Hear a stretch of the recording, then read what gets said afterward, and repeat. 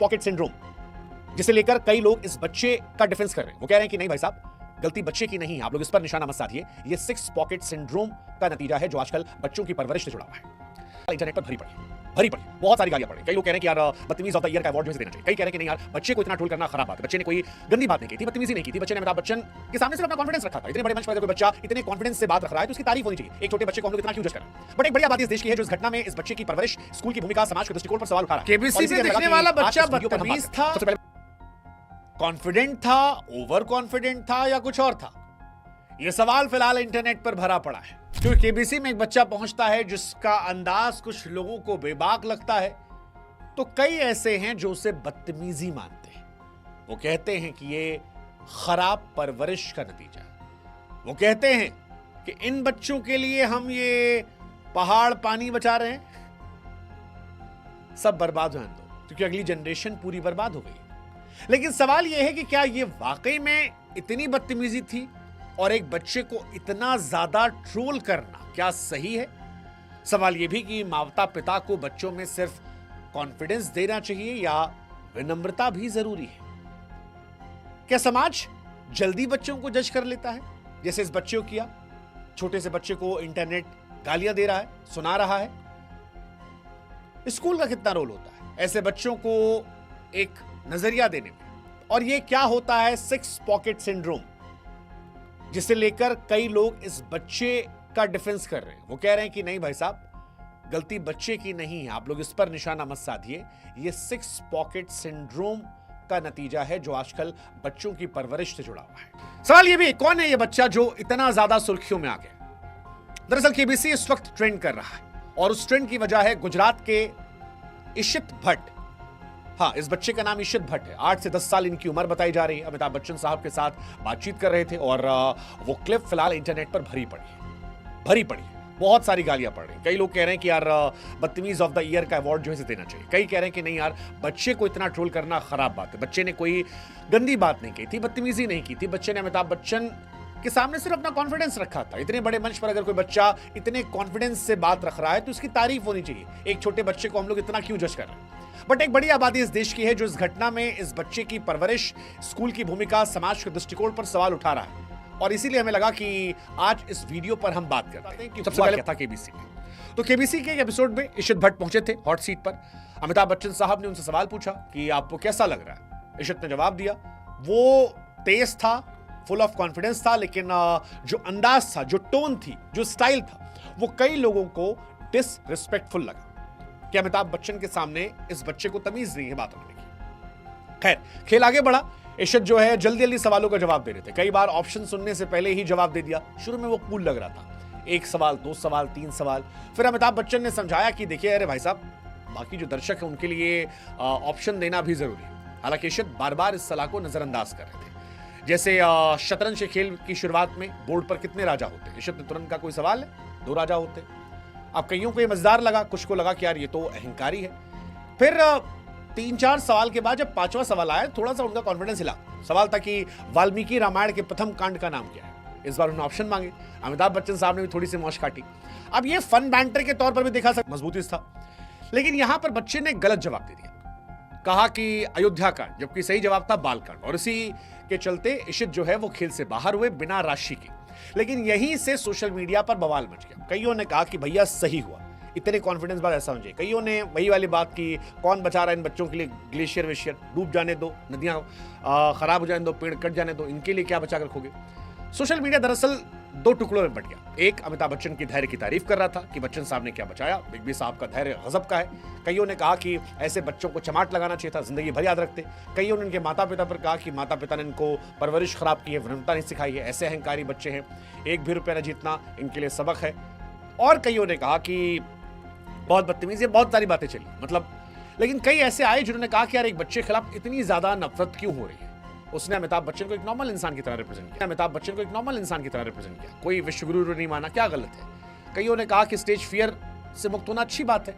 माता पिता ने उसको कूल बनाया, मजबूत बनाया। हालांकि बड़े लोगों ने जो टॉन्ट कसा, उसी लिए वीडियो भी हम बना रहे हैं कि स्ट्रोलिंग जो थी वो बहुत ज्यादा थी और उसको लेकर हमें लगा कि आइए समझते हैं। तो आत्मविश्वास या अति आत्मविश्वास, घमंड, ये आपको भी कमेंट सेक्शन में बता सकते हो। हालांकि इशित के आलोचकों का कहना है कि आत्मविश्वास अच्छी बात होती है, बिना विनम्रता के लेकिन वो अधूरा होता है। आप इंटेलिजेंट हैं, लेकिन सम्मान शिष्टाचार बचपन से सिखाना चाहिए। अमिताभ बच्चन के साथ इशित का लहजा जो था उसको नजरअंदाज करना कई लोगों को अहंकारी लग रहा था। लगा कि यार ये आने वाली जनरेशन जो है ये इसी तरह से हो गई है। कुछ फेवर में थे जैसा कि हमने आपको बताया।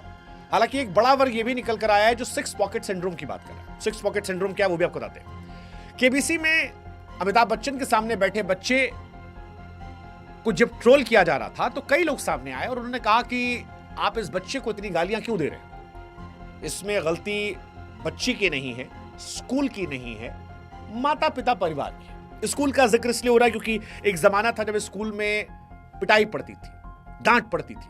आज के टाइम में स्कूल के हालात बदल गए। आप बच्चों को डांट नहीं सकते, पीट नहीं सकते, आप बच्चों में डर पैदा नहीं कर सकते, और अगर आप करने की कोशिश करेंगे तो माँ बाप शिकायत करेंगे, टीचर की नौकरी चली जाएगी। पहले टीचर मारते थे, पीटते थे, डर होता था तो एक डिसिप्लिन भी आता था। अब ऐसा नहीं होता। इसीलिए कईयों ने कहा कि इसके लिए दोषी सिर्फ पिता और परिवार है। कैसे?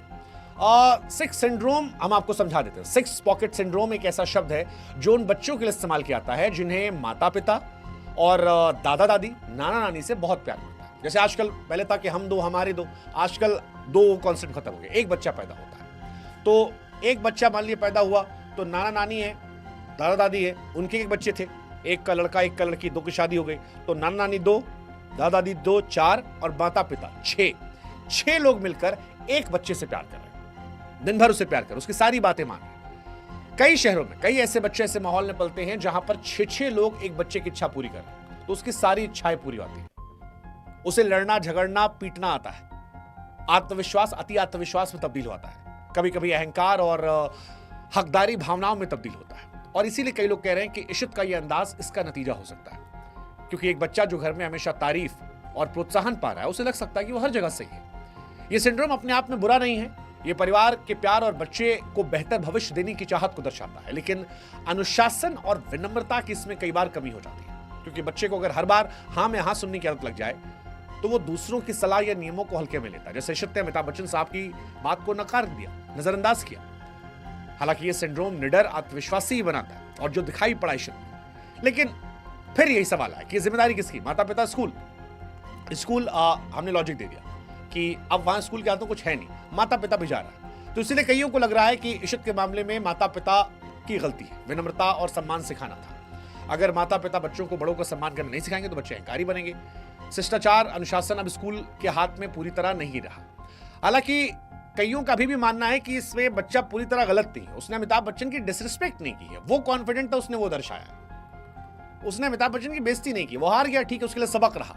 लेकिन उसको इतना ट्रोल करना एक बच्चे को, ये सही बात नहीं, ये बच्चे पर टू मच। और हमें भी समाज के तौर पर सोचना चाहिए कि यार बच्चे का व्यवहार उसकी उम्र को देखकर हमें भी रिएक्ट करना चाहिए। हमने भी उसके पीछे एकदम ट्रोलिंग की पराकाष्ठा पार कर दी। अगर उसका व्यवहार थोड़ा बहुत गलत था तो हमारा व्यवहार भी गलत था। हम बच्चों को बड़ों की नजर से देख रहे हैं, ना कि समझ रहे हैं कि बच्चा है वो। समाज को बच्चों को गलतियां करने सीखने का मौका देना चाहिए, ना कि ट्रोल करके आत्मविश्वास तोड़ने का। तो ये सवाल है कि क्या हम भी बच्चों से परिपक्वता की उम्मीद कर रहे हैं जो उनकी एज के हिसाब से सही नहीं है? क्या हमें बच्चों को गलतियां कर सीखने का मौका नहीं देना चाहिए? खैर, इशित की कहानी हमें 2 सच्चाई सिखाती है। एक, आत्मविश्वास ताकत है, लेकिन विनम्रता आधार। उनका बेबाक अंदाज तारीफ काबिल है, लेकिन फिर भी कुछ असम्मानजनक, शायद नजरअंदाज करने की वजह से अमिताभ बच्चन साहब की बात को, फिर भी एक बच्चे के पल भर के व्यवहार के लिए उसकी परवरिश, उसके माता पिता, स्कूल, बच्चे को ट्रोल करना, क्या ये सही है? ये भी हमें भी समाज के तौर पर सीखना समझना पड़ेगा, बिना गलती के। हालांकि कईयों का मानना है कि एक 2 झापड़ से इंसान सीख जाता है, लेकिन ठीक है, अब वो भी इसको लेकर एक अलग चर्चा है। लेकिन कुल मिलाकर यही कि असफलता भी कई बार हमें विनम्र और मजबूत बनाती है। इशित की कहानी ना तो बदतमीज बच्चे की है, ना ही खराब परवरिश की। ये कहानी है कि बुद्धिमत्ता जब सबसे ज्यादा चमकती है तो ठीक है, कई बार गलतियां हो जाती हैं। हम सब के लिए भी एक सबक के तौर पर उम्मीद करते हैं बच्चा सीखेगा, बेहतर होगा और भविष्य में लोगों को और ज्यादा इंस्पायर करेगा। ऑल द बेस्ट इशित, आप इंटेलिजेंट हो, थोड़ा सा और बेहतर होगे। आई एम श्योर इस घटना ने आपको काफी मैच्योर किया होगा बचपने में भी, तो शायद आपका फ्यूचर ब्राइट होगा। All the best.